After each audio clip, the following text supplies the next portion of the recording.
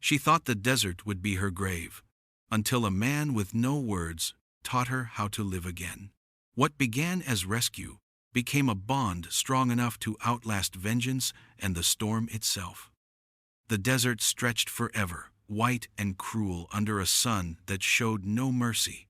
Eleanor Ward crawled through the sand, her hands blistered, her throat dry as dust. Each breath scraped her lungs like broken glass. The wagon lay half buried behind her.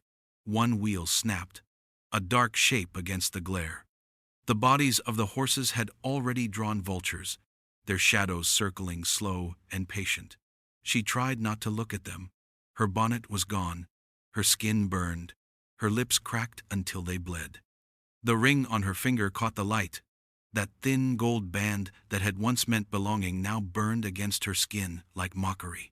She had not cried when the shooting started, not even when she saw her husband fall. The men who came for the silver were fast, laughing as they fired, leaving behind nothing but smoke and a silence so deep it felt alive. She had hidden under the wagon, pressing her face into the dirt, praying they would think her dead. When their hoofbeats faded, she waited longer, afraid that even her heartbeat might betray her. Only when the wind rose did she crawl out, the smell of gunpowder mixing with blood and hot metal. Now the wind pushed her onward, whispering through the sand like a cruel friend.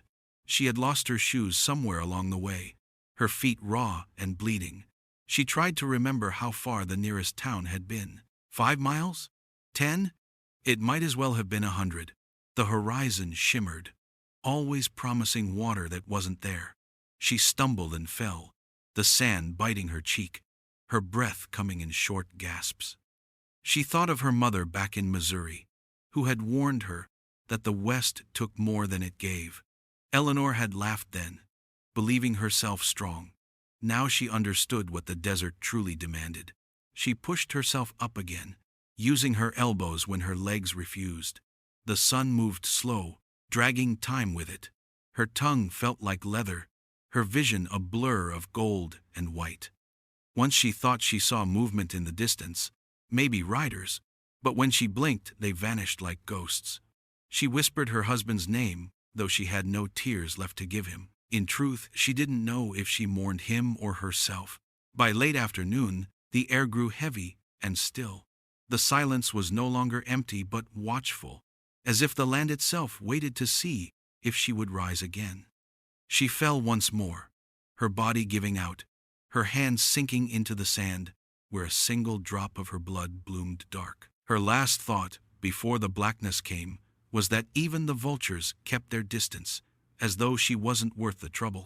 The sky spun above her, white fading to copper, and somewhere in that dying light, a lone figure on horseback appeared, small against the sun, moving toward her with the slow certainty of someone who had already decided to save her. The light at the edge of day turned the desert to copper and blood. Eleanor lay half-conscious in the sand, her lips whispering soundless prayers. The air shimmered, alive with heat, that danced above the ground like spirits. She thought the shape she saw was another mirage, the kind her mind had started to invent to keep her from slipping into the dark. But the shape grew larger, steady, real. A horse, tall and lean, its hooves leaving soft prints in the dust, and on its back a man who rode with the quiet of someone who belonged to the land itself. When the rider stopped beside her, she couldn't lift her head, only her eyes. He dismounted without hurry, his shadow falling over her face, breaking the light that had been burning her skin. His clothes were worn, his hair braided with a single strip of leather, and the air around him carried the scent of smoke and sage. For a moment she thought he would ride on, another ghost passing through the ruins of her luck. But he knelt beside her and touched her wrist. The coolness of his fingers shocked her more than any word could have. He didn't speak, not in English, not in any language she knew. He looked at her as one might study a wounded animal, not with cruelty, but with care. Her heartbeat stumbled against her ribs, weak and uneven. The man's face was calm, unreadable, his eyes dark as the earth after rain. He reached for his canteen and pressed it to her lips. The water tasted of metal and life, and she drank until she coughed. When she tried to speak, no sound came. He shook his head, quieting her without a word. Then he slipped his arms under her, lifting her with a strength that felt effortless. The world spun as he carried her to his horse, the saddle creaking softly. He placed her across it, wrapping a wool blanket around her shoulders, tucking it beneath her chin. She caught the faint smell of smoke and leather, and something wild she couldn't name. He mounted behind her, one hand holding the reins, the other steadying her back. She leaned against him because there was nowhere else to fall. The rhythm of the horse's hooves mixed with the slow, deep sound of his breathing. Each rise and fall of his chest felt like an anchor pulling her from the edge of nothingness. Night came fast, the stars spilling across the sky like scattered salt. She drifted between waking and dream, between fear and the strange safety of his presence. Once, half dreaming, she felt his hand touch her forehead, checking for fever. She wanted to ask his name, to thank him, but her voice stayed buried. Before sleep claimed her, she felt his heartbeat through the blanket, steady and certain, a sound that filled the hollow inside her. It told her without words that she was still alive. Eleanor woke to the sound of fire snapping against stone, the scent of smoke and something sharp like crushed pine filling her lungs. She blinked slowly, the world tilting until her eyes found the orange glow of a small flame.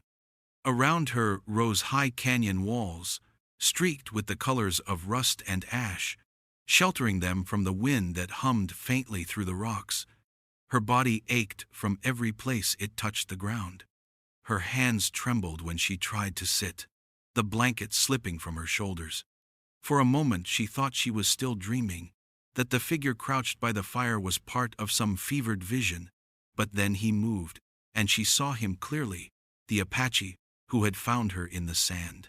Nakai sat cross, legged near the flames, grinding herbs between two stones, his motions slow and steady.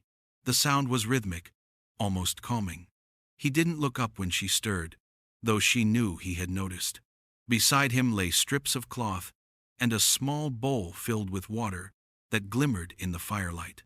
She opened her mouth to speak, but her throat burned too much, so she only watched as he mixed the herbs into a paste and set the stones aside. His face remained calm, expression unreadable, the kind of quiet that felt older than speech itself.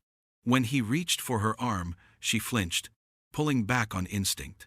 His eyes lifted briefly to hers, not angry, not even questioning, just patient. She hesitated, then let him touch her wrist, the calloused pads of his fingers brushing gently over torn skin. The paste he spread there stung at first, then cooled like spring water. She turned her head away, ashamed of her own fear. He worked in silence, binding the wound with clean cloth, his movements precise and respectful, never lingering. As the fire crackled, the night pressed in close. Somewhere above, a coyote cried, the sound echoing down the canyon walls.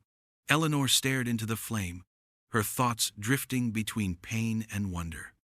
Every so often he would rise, feed the fire, or wet her lips with water from his canteen. She wanted to thank him, but the words stayed trapped behind the lump in her throat. He seemed to understand anyway. When he caught her gaze again, he gave a small nod, as if to say, "Rest, you are safe." Hours passed, or maybe minutes. She couldn't tell. Fever came and went in waves, pulling her between shivering and heat. Through it all, she felt him nearby, sometimes sitting, sometimes moving in the dark. His shadow against the canyon wall looked tall and still, the shape of a guardian carved from silence. When her strength faltered and she sank back into the blanket, she heard him murmur something low in his own tongue, a sound that soothed more than any words she knew. The fire softened to embers, the wind sang through the rocks, and Eleanor let herself drift into sleep, trusting the quiet for the first time in years. The days blended together, marked only by sunrise and the scent of smoke that lingered in her hair. Eleanor grew stronger, though her body still carried the ache of what she had endured. Nakai said little, his presence quiet but constant. Each morning he left before dawn, returning with water or meat wrapped in hide. She watched the way he moved, light, footed and sure, like someone who belonged to the earth itself. When travelers passed through a nearby camp, she heard his name spoken in hushed tones, always with a mix of respect and something like awe. Nakai, they called him, a tracker, a man who could follow a trail long after the wind had buried it.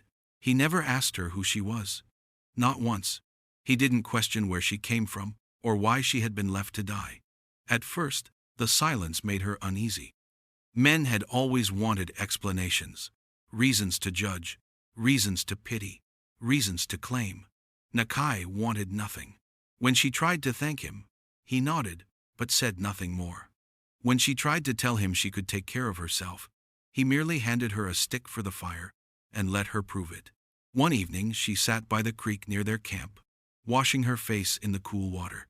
Her reflection startled her, the sharp lines of sunburn fading to pale freckles, the hollow under her eyes softening. Nakai was nearby, repairing her torn bootstrap. She wanted to tell him to stop, that she could fix it herself, but the words stayed behind her teeth.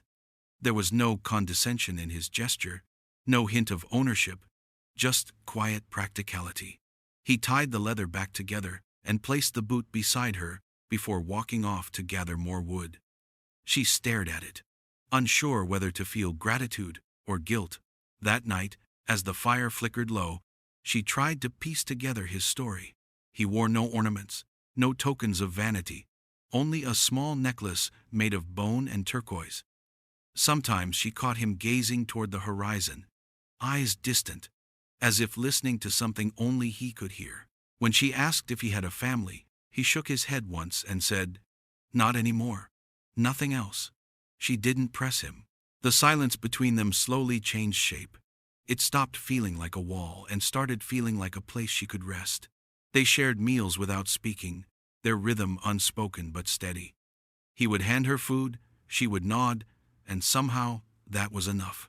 The restraint unsettled her at first, but she began to understand that it wasn't coldness, it was respect. He saw her not as a burden, not as someone to command or comfort, but as a person simply existing beside him. When the wind rose that night, carrying the dry scent of sage, Eleanor lay awake watching the firelight dance across his face. She realized she didn't even know what he thought of her, and somehow that mystery felt safer than all the promises men had ever spoken before. When the sun rose over the canyon rim, painting the stone walls in soft gold, Eleanor stood for the first time without her knees shaking. The air was cool, carrying the faint smell of sage and smoke. Nakai was already awake, packing his things with the same quiet rhythm he carried in everything he did. She told him she was ready to walk, her voice rough but steady. He studied her for a moment, then nodded once, handing her a small bundle of food and water.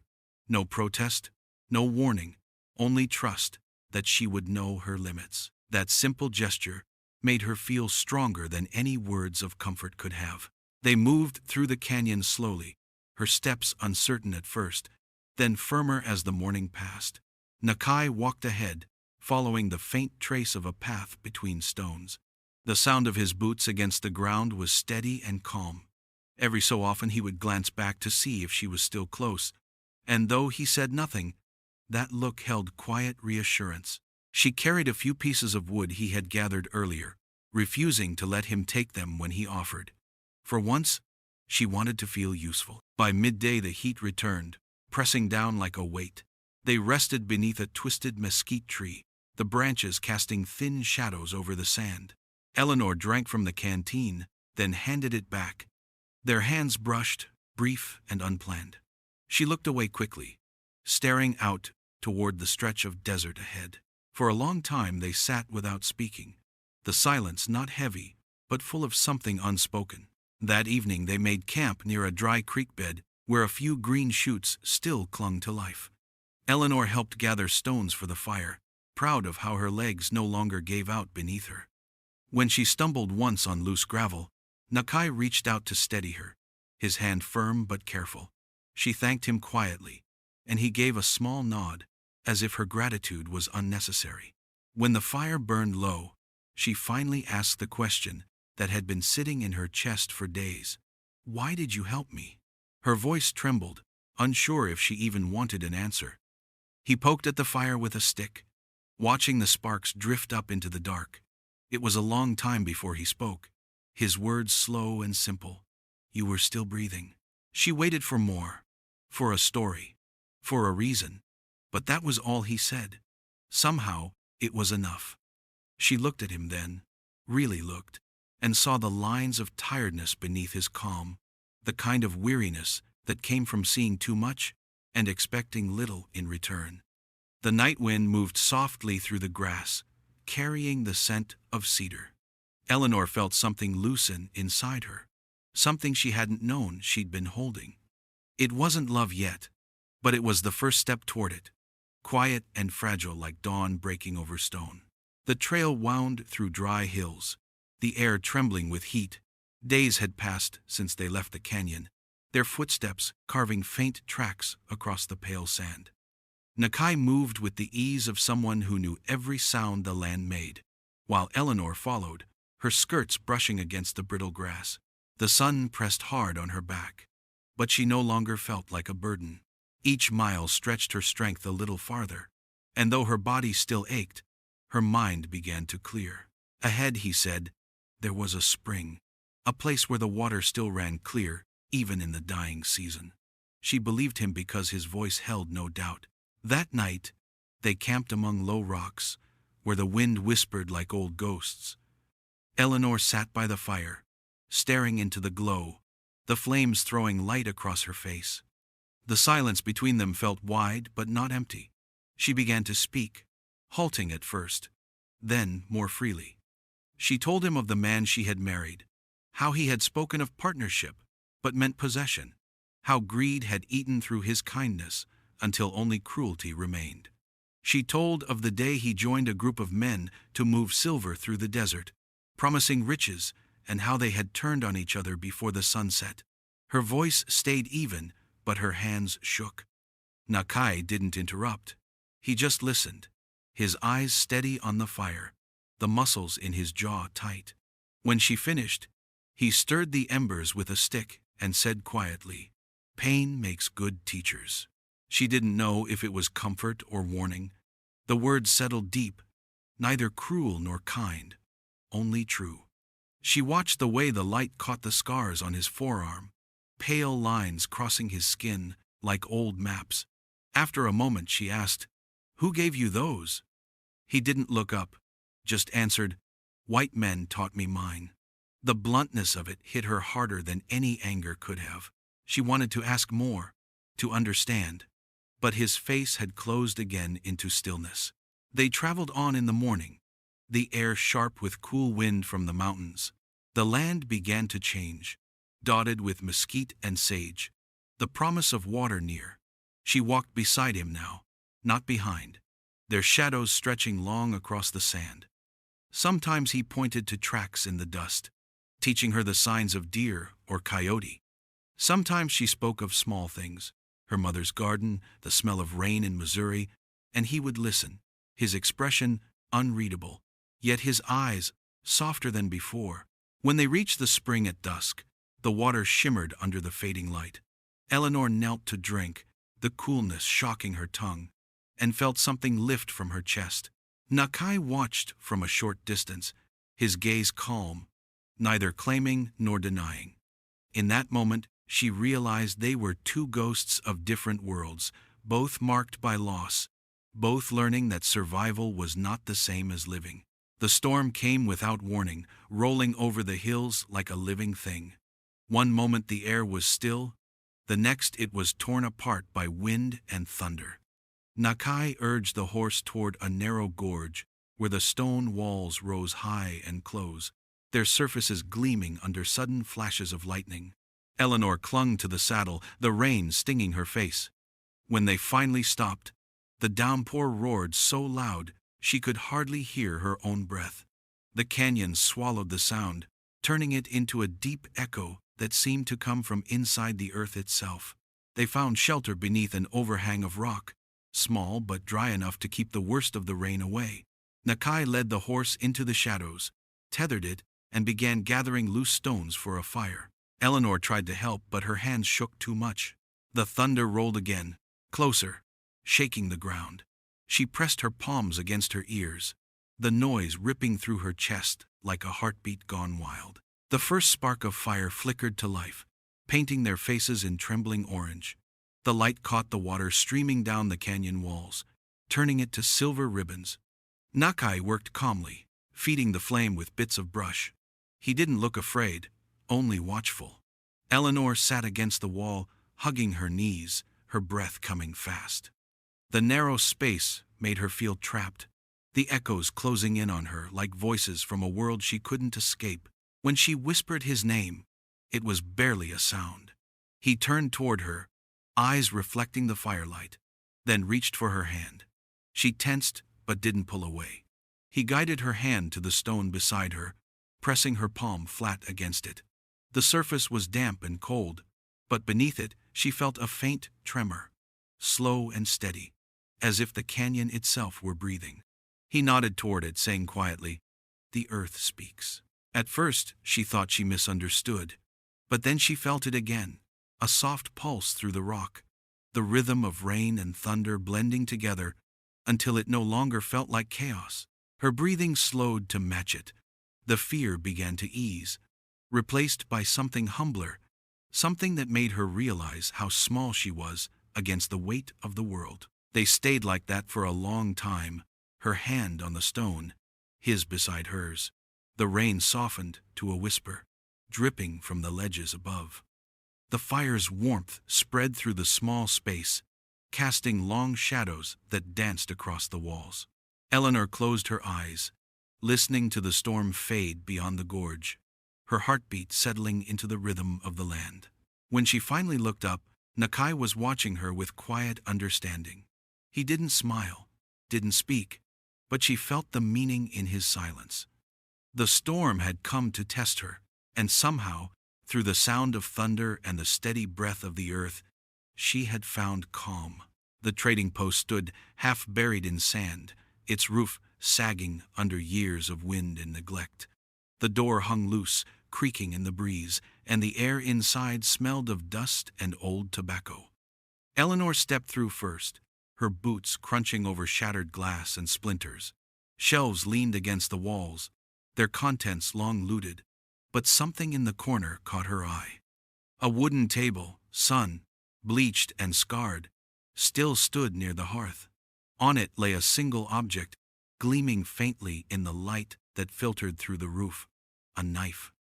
She moved closer, her breath catching when she saw the initials carved into the handle, J.T., her husband's partner, the man who had smiled across the fire the night before the shooting began. Her hands trembled as she reached for it.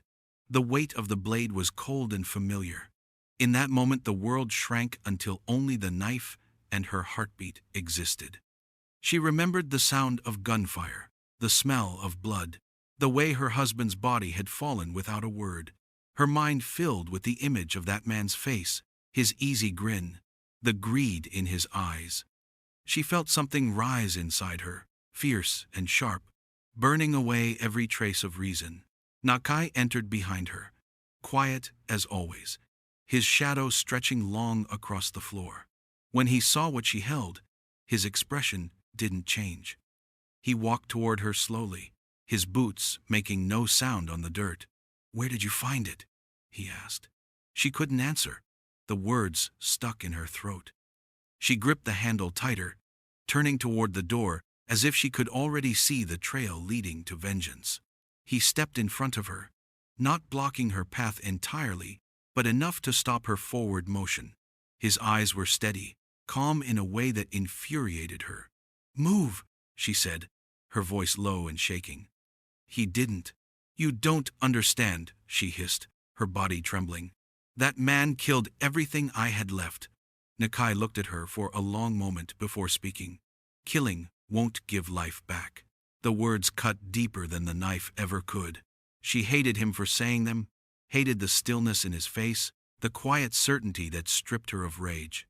She wanted to scream, to make him feel the same fire that was tearing through her chest. But when she met his gaze, she saw no judgment there, only sorrow. Her arm dropped to her side, the knife slipping from her hand and landing in the dust with a dull thud. Her knees gave way.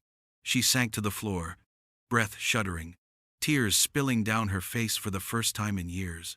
Nakai knelt beside her but didn't reach out. He simply waited, silent as the desert itself. The wind sighed through the broken boards, lifting a swirl of dust around them. Eleanor pressed her palms to her eyes and whispered, "I don't know how to stop hating." Nakai replied softly, "You don't. You learn to live anyway." The morning began in stillness, the kind that makes every sound ring louder than it should. Eleanor was gathering water near the creek, while Nakai saddled the horse. The air smelled faintly of rain, though the sky was clear. She heard the hooves before she saw them, a steady drumbeat echoing through the canyon. When she turned, her heart froze. 4 riders came down the ridge, their dust rising behind them like smoke. The sun caught the metal of their rifles, and she knew before they even spoke that they were bounty men. Nakai saw them too, and stepped in front of her, his body calm but tense. The leader, a heavy man with a scar under his eye, pulled his horse to a stop a few yards away. "Well, I'll be," he said, his voice thick with satisfaction. "We've been tracking a thief, and here he stands, playing husband to a fine lady he must have stolen along the way." His companions laughed, the sound sharp as broken glass. Eleanor's stomach turned. She wanted to speak, to tell them they were wrong, but her voice caught in her throat. Before she could move, one of the men swung down from his horse, grabbed Nakai by the arm, and shoved him to his knees. Nakai didn't fight back. The restraint in his stillness made their violence look smaller, yet it enraged them more. The scarred man kicked him hard in the side and barked, "Where's the silver you took?" Nakai's gaze stayed fixed on the ground, giving them nothing. Eleanor pressed herself against a boulder, hidden by the brush, her heart pounding so loud she feared they would hear it. She told herself not to interfere, that these men would kill her too if they found her. Fear clawed through her chest, sharp and cold. Yet beneath it something heavier stirred, a memory she could not silence, the feeling of being left behind on the desert floor, the sound of horses riding away, the taste of dust in her mouth. She had promised herself never to beg again, never to be powerless. Watching Nakai forced to the ground, she realized this was the same moment, only in reverse.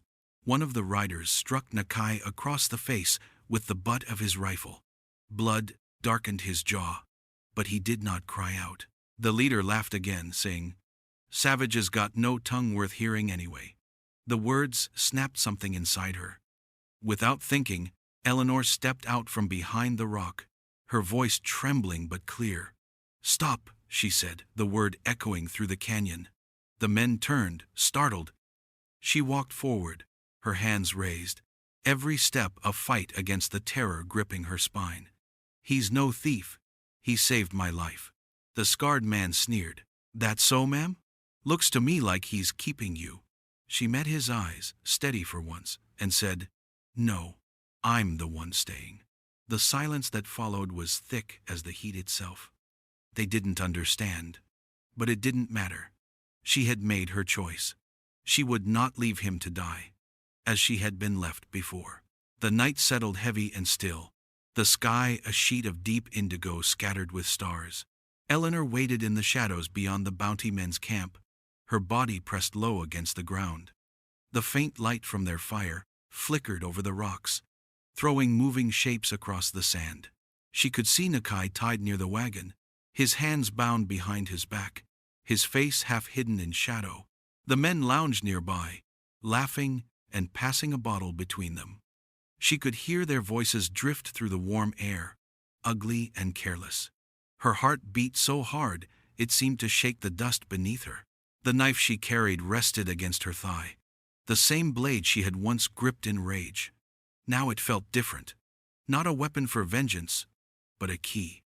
She waited until their laughter turned sluggish, until the man on watch leaned against a post, his head nodding with drink. Then she began to move, slow and silent. Each step measured against the sound of the wind. The fire crackled, masking the faint scrape of her boots. She slipped behind a wagon, crouching low until she could see him clearly. Nakai's eyes were open. He saw her, but made no sound. He simply held her gaze, calm as always, and in that quiet exchange, she felt her fear melt into resolve. She reached him and knelt behind his back. The ropes were thick, rubbed raw from struggle. Her hands shook as she worked the knife through the fibers. Every heartbeat felt like an hour. When the last strand gave way, Nakai turned his head slightly, whispering something soft in his own tongue.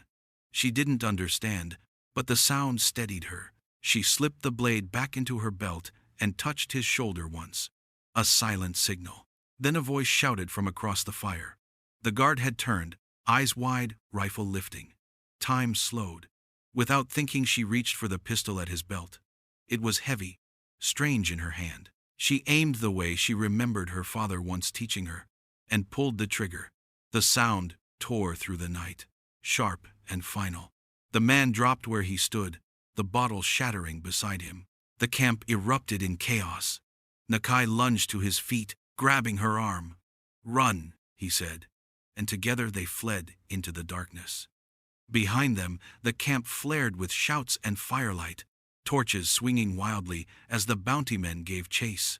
The desert opened before them, endless and cold, their footsteps pounding through the sand. The air burned in her lungs. But she didn't stop. When at last the light behind them faded to a faint glow, they slowed near a line of rocks. Eleanor bent forward, gasping for air, her hands trembling around the pistol. Nakai turned toward her, eyes reflecting starlight. "You did not have to kill," he said quietly.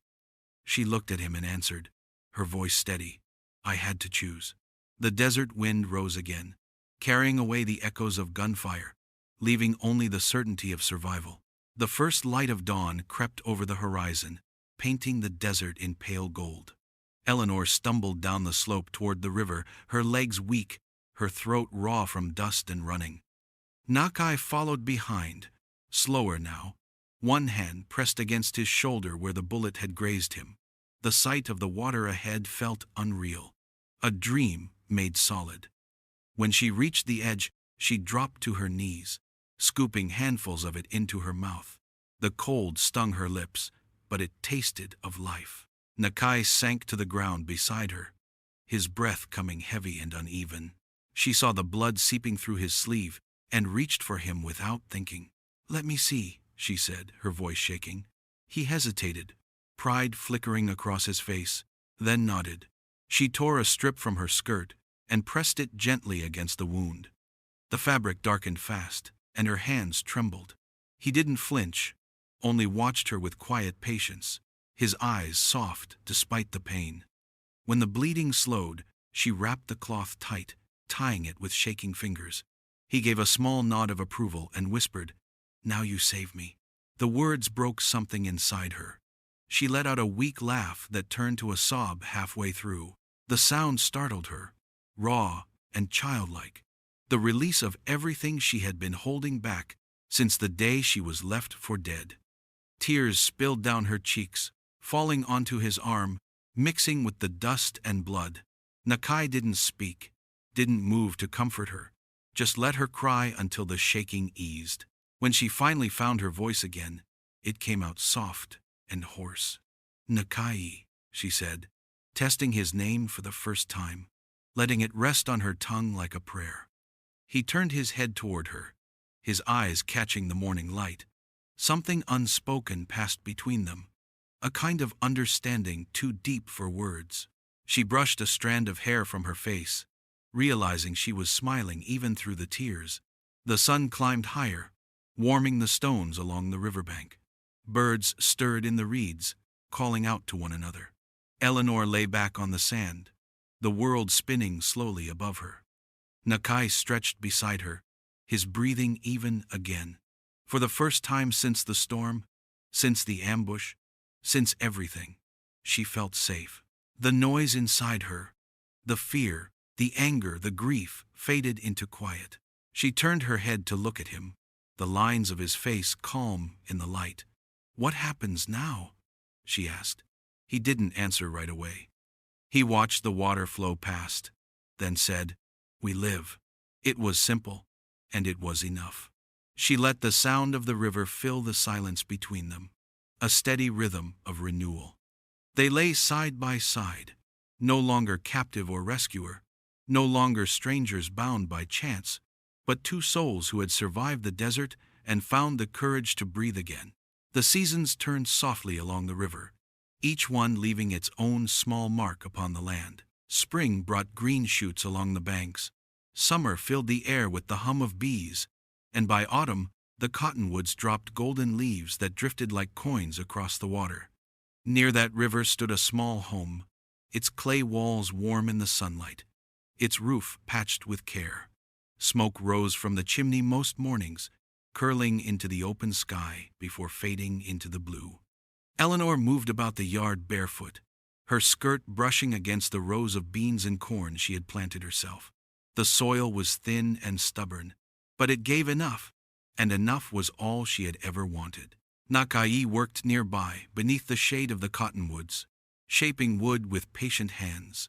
His tools were simple, yet what he made carried a quiet beauty. Spears for hunting, bowls for cooking, small carved figures that caught the spirit of the land around them. Sometimes he hummed low as he worked, the sound deep and steady, blending with the wind through the trees.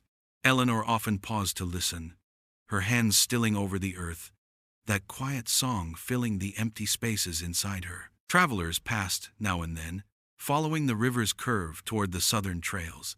They came on horseback, tired and dust covered, curious when they saw smoke rising from the valley. Some asked for water, others for directions. A few looked longer, whispering stories about the white woman who had vanished into Apache country. Eleanor would pour them water, answer what she chose, and let them wonder about the rest. Once, a young trader asked her outright if she was that woman. She smiled, eyes bright beneath the brim of her hat, and said, "Maybe." That answer seemed to satisfy him, though it wasn't the truth, or a lie, only something in between. Evenings were her favorite time, when the sun dipped behind the hills and the river caught fire with color. She and Nakai would sit outside, the smell of corn cakes drifting from the hearth, the day settling gently into stillness.